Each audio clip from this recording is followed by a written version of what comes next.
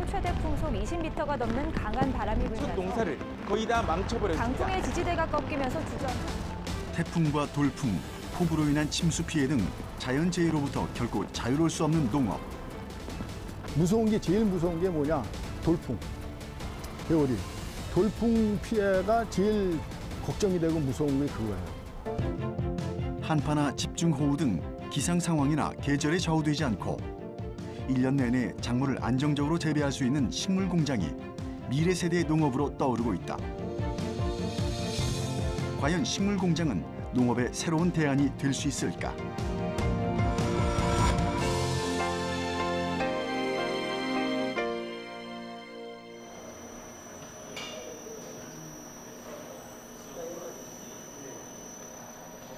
서울 도심에 위치한 한 식물 공장. 몇 년 전 문을 연 이곳에선 365일 식물에 대한 연구와 재배가 진행되고 있다. 특히 이곳에서 주목하고 있는 건 고부가가치 작물로 꼽히는 선인장이다. 교수님, 그 식물 공장에서 지금 선인장들이 지금 많이 보이는데 이 선인장이 많은 이유가 있으신가요? 네, 선인장은 사막식물이라서 물을 적게 필요하지만 물을 주면 수경 재배를 하면 훨씬 빨리 자랍니다. 그것이 하나 이유고요. 그 다음에 이제 선인장은 햇빛이 비칠 때 인공 재배를 하면 타는 경우가 많은데 우리가 빛을 조절하기 위해서 이렇게 4단으로 재배하니까 4배를 재배하면서도 빛을 최대한 활용할 수 있다.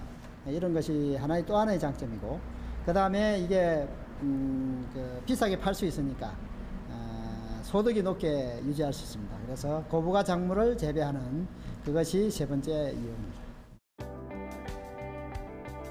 들이는 노동력에 비해 비교적 고가에 판매되고 자동화 시스템으로 인해 대량 생산까지 가능해 아직까지 좋은 수익률을 내고 있다. 이것을 대량 생산해요. 예. 우리 용가 같은 데 이거 1m씩 2m씩 자라는 거예요. 예. 끊습니다. 요 새끼들이 이 자구를 하나씩 땁니다. 그래가지고 이제 요것을 여기다가 딱 얹어 놓죠. 예. 한 3개월 남짓되면 이렇게 큽니다.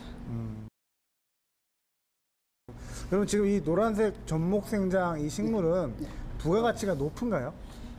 이것은 이제 보십시오. 배지가 아무것도 필요 없어요. 흙도 필요 없어요. 그 다음에 이거 식물만 키우면 되죠. 그 다음에 이거는 자고 따서 하면 되죠. 다시 말하면 원가나 재료비가 거의 없죠. 근데 이걸 1년에 3번에서 4번을 돌려버리니까. 그래서 요 부가가치가 생각보다 높습니다. 태양광 대신에 LED 인공 조명이 24시간 빛을 발산하며 작물을 키워내는 이곳. 식물 공장은 빛, 온도, 습도, 이산화탄소 농도 등 작물 재배에 알맞은 조건을 자동화 시스템을 통해 유지시킨다. 딱 저기 맞게 되면 양액이 쫙 들어가는 거예요. 네, 들어가죠. 이렇게 내려가는 게 보이죠? 조금 있으면 물이 나옵니다. 버튼 하나로 작물 전체 영양분을 공급할 수 있으니 일일이 수작업으로 해야 하는 일반 농법에 비해 노동력이 훨씬 적게 든다.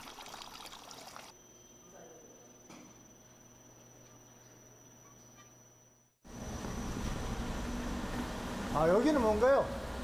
이것이 이제 식물이 먹고 사는 영양분을 공급하는 곳입니다. 인삼 같은 비료를 식물이 꽃을 피우기 위해서 꼭 필요한데 DNA도 만들고 그 인삼 비료를 많이 줬더니 빗물에 녹아가지고 하천으로 흘러가잖아요. 나중에 적조 현상을 일으키고 환경 문제를 일으킨단 말이에요. 여기에는 버리는 게 거의 없고 저기 가서 식물이 자라고 난 다음에 양액이 다시 돌아와가지고 여기에 부족한 양액만 다시 보충합니다. 그러니까 계속 순환하니까 버리는 게 하나도 없어요. 이런 시스템은 비료나 농약 사용 등 기존의 농업 재배가 환경에 미치는 안 좋은 영향도 줄일 수 있다는 게 또 하나의 장점으로 꼽힌다.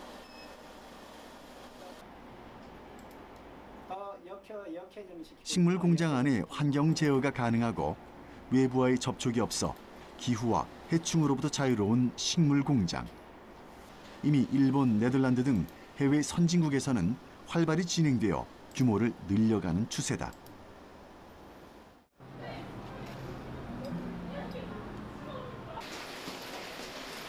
그리고 국내에서도 식물 공장의 채소는 이미 여러 곳에서 사용되고 있다.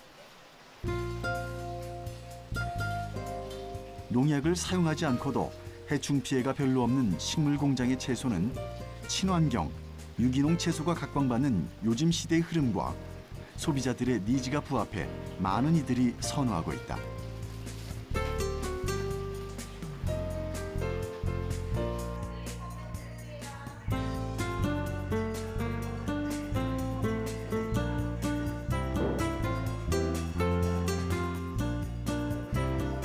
식사에 곁들여 먹기도 좋고 필수 다이어트식으로도 각광받는 샐러드. 신선도도 일정해 소비자들에게 반응이 좋은 편이다.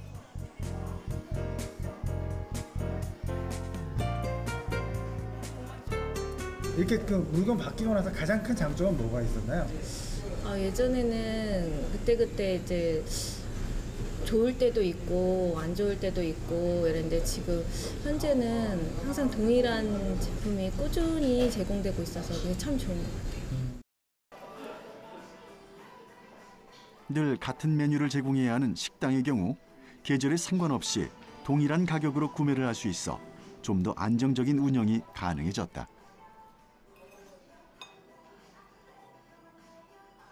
그렇다면 식물 공장의 채소들은 어떤 경로를 통해 소비자들의 식탁에 오르고 있을까?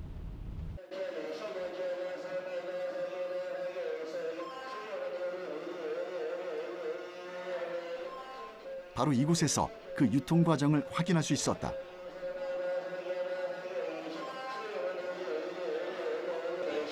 전국 각지에서 재배된 농산물들이 한자리에 모이는 농산물 경매장.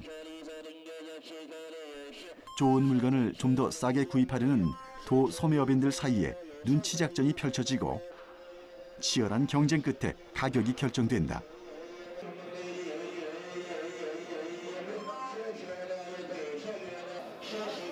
직접 물건을 확인하고 구매하려는 이들로 인산인해를 이루는 경매장. 식물 공장에서 출하된 채소도 오늘 이곳에서 만날 수 있다. 바로 오늘 수확해 이곳으로 배송된 바질이 그 주인공이다. 좀 품질 차이는 어떤가요? 품질 차이는 보시다시피 잎이 좀 작아요. 잎이 좀 작아요? 예, 잎이 좀 잘고요. 예. 그리고 깔 자체가 이렇게 녹색깔로 많이 올라와야 되는데 이렇게 보시면은 노랗고 이런 게 좀 있긴 있습니다. 아무래도 좀 생물이 미안하다 보니까 그 때문에 그런 겁니다. 그렇군요. 가격 차이는 어때요? 이거면은 또 좀 좋은 가격을 받나요? 아무래도 저장성 부분 때문에 일반 하우스 작물보다는 좀 낮게 형성이 되고 있습니다. 그렇군요. 그래도 뭐 맛이나 향이나 그런 거 좀 차이가 그런 있나요? 거는 큰 차이는 없습니다. 그러면 그 식물 공장에서 만들어졌지만 그래도 일반적으로 재배된 그런 채소와는 전혀 이제 뭐 그런 저작성 말고 차이가 없는 거예요. 예. 오늘 들어온 물량 중 약 20%가량이 식물 공장에서 재배돼 출하된 채소.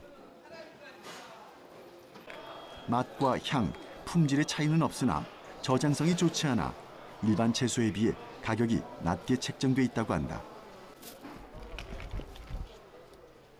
어디에 많이 나가나요? 향신료로 좀 판매가 되다 보니까 식당이라든지 뭐 샐러드, 호텔이라든지 이렇게 고급 레스토랑 이런 데로 주로 납품이 되고 있습니다. 이곳을 거쳐 다시 마트로 또 식당으로 우리의 식탁에 오르게 될 채소들. 그렇다면 이 채소들은 어떤 과정을 통해 재배되는 것일까?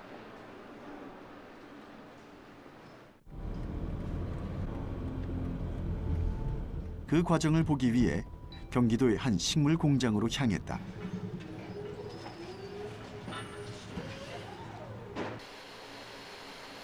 식물 공장이란 이름에 걸맞게 대형 시설 안에서 초록색 채소들이 한창 재배되고 있었다.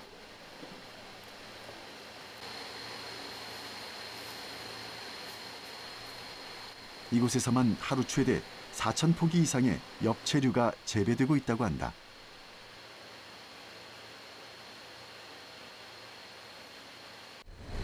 지금 여기에 심어져 있는 것들이 어떤 것들이 심어져 있나요? 여기 심어져 있는 채소들은 주로 이제 샐러드용 엽채류, 멀티그린 1, 멀티그린 3, 멀티레드, 포테드 레터스가 있고요. 일반적으로 우리가 알고 있는 농사 방식과는 조금 다른 식물 공장의 재배 방식. 햇빛 대신 LED 조명을 사용하고 온도와 습도 등 식물에게 최적화된 환경 유지가 가능하다. 일반 농사법과 가장 큰 차이는 토양 재배가 아닌 수경 재배가 주를 이룬다는 것이다. 여기 보니까 흙이 없고 물이네요. 이게 무슨 차이인가요? 수경 재배 방식이고요. 여기 보시면은 그 뿌리가 물 양의 흐름에 맞춰가지고 재배를 좀 하고 있고요. 이거를 정기적으로 물 클리닝을 좀 하고 있습니다. 채소 재배에 큰 영향을 미치는 빛 조건을 제어해 에너지를 절약하면서도 식물의 빠른 생육을 돕는 신농사법. 식물 공장에서 주로 하고 있는 수경 재배 방식은 땅이 없어도 농사가 가능하고 1년 내내 엽채류의 생산이 가능하다. 흙을 이용해서 토양에서 키우면 연작 피해가 있을 수가 있습니다. 하우스나 노집에 다 똑같고요. 그래서 1년 내내 똑같은 작물을 키울 수가 없기 때문에 저희 수경 재배 방식은 연작 피해가 없이 1년 내내 똑같은 작물을 정기적으로 수확을 할 수가 있습니다.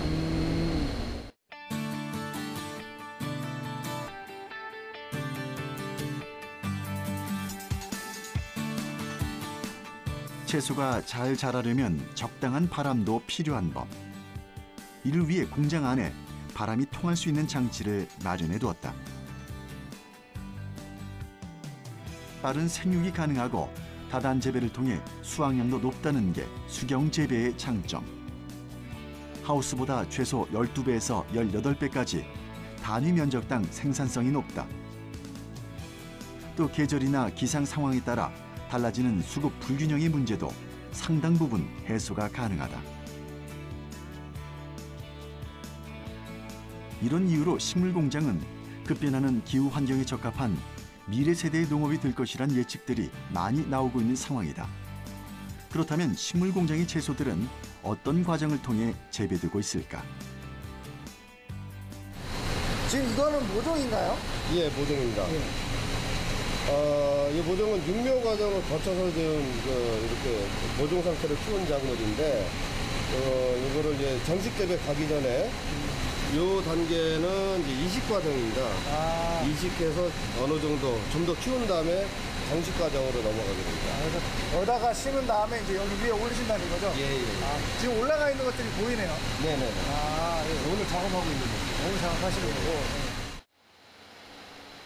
식물 공장의 재배 과정은 크게 파종, 육묘, 이식, 정식, 수확으로 나눠서 진행된다. 먼저 파종한 씨앗을 약 2주가량 키워 발화시킨 뒤 이식 과정을 거치고 또 약 12일 정도의 정식 과정을 거치면 수확할 수 있다.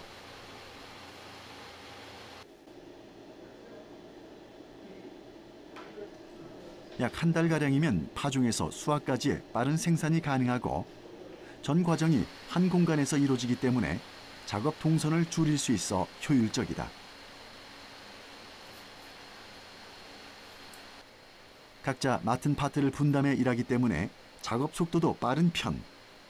또한 작업자들의 환경 자체도 기존의 노지나 하우스 재배보다 좋은 편이어서 같은 시간을 일해도 덜 힘들다는 게 장점이다.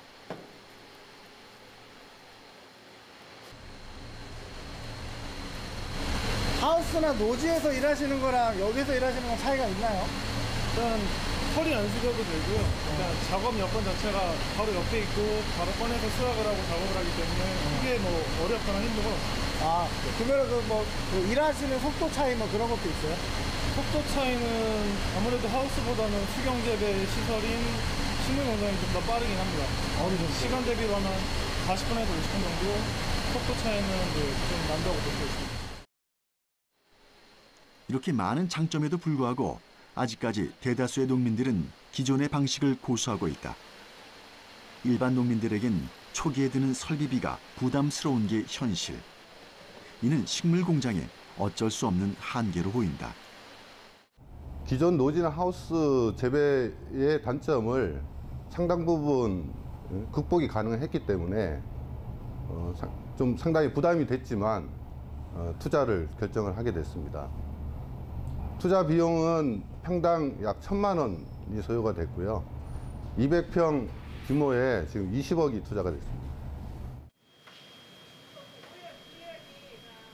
단위 면적당 높은 생산성을 낼 수 있고 인건비도 줄일 수 있다는 큰 장점을 생각하더라도 초기에 드는 설비비 때문에 이 식물 공장 역시 고민이 많았다고 한다.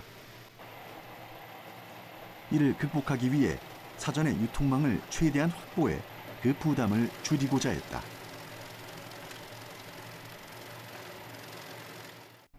식물 공장이 초기 설비 투자가 상당히 많이 드는 시스템인데 저희는 이미 기존 유통망이 다 준비가 되어 있었고 그 유통망을 활용을 해서 유통을 하기 때문에 마진을 확보할 수 있었습니다.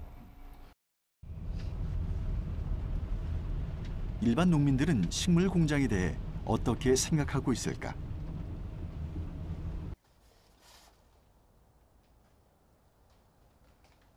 한 하우스 농가를 찾아 직접 그 얘기를 들어보기로 했다. 30년 넘게 농사일을 해오고 있다는 베테랑 농사꾼 이창혜 씨.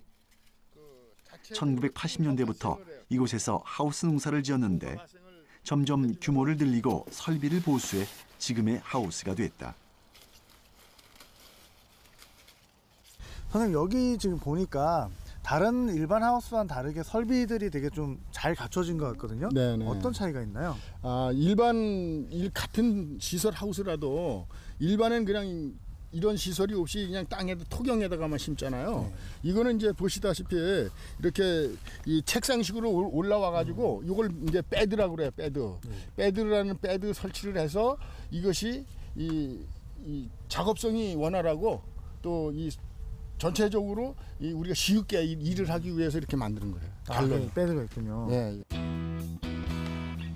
작업하기에 용이하도록 직접 시설을 설치해 변형을 준 하우스. 같은 공간의 활용을 극대화하기 위한 주인의 고민이 곳곳에 드러난다. 덕분에 일반 토양 재배를 할 때보다 수확량은 30에서 40%가량이나 늘었다.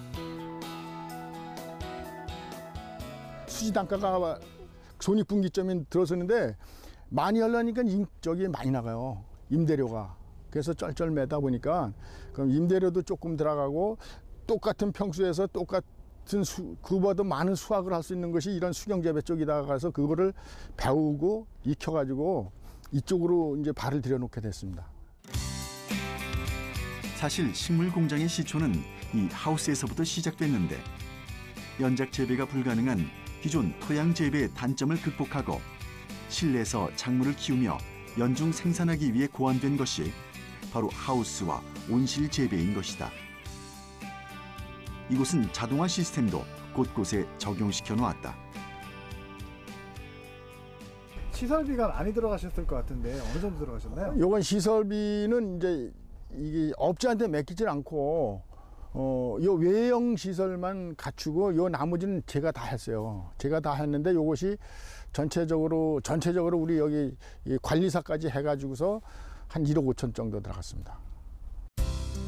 비슷한 규모의 식물 공장 설비비와 비교한다면 10배에서 20배나 차이가 난다. 대다수의 농민들이 식물 공장보다 하우스 농사를 택하는 이유다. 하지만 집중호우나 폭설 등 자연재해 앞에 자유로울 수 없는 하우스 농가.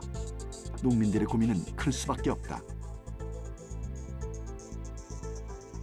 아직까지는 일반 우리 농업인들한테 보급하기가 조금 좀 이르지 않겠느냐 하는 생각이 들어요. 농업 환경이 일반 시설 하우스보다도 이 토경에서도 충분히 많이들 하고 있기 때문에 그렇게 큰 투자가 우리한테 와 닿겠느냐 하는 것은 문제점이죠. 문제점인데 이제 좀 생각을 좀 해봐야 되는 문제라고 봐요.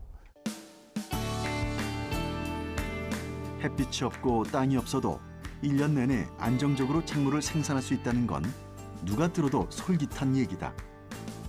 하지만 투자 자본이 많지 않은 농민들에겐 현실적으로 불가능에 가까운 얘기다. 식물 공장이 미래 농업의 대안이 되기 위해서는 이를 보완할 수 있는 실질적인 지원과 도움이 필요해 보인다.